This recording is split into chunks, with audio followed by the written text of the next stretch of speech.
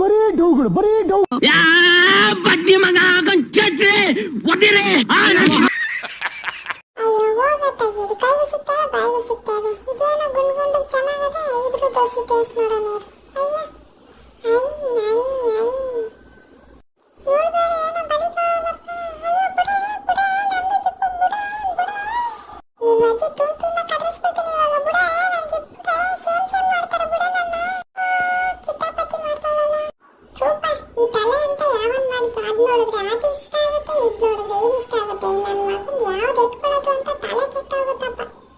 ಈ ಕಣ್ಣಲ್ಲಿ ಇನ್ನೀ ಏನೇನ್ ನೋಡ್ಬೇಕೋ ಕಾಣೆ.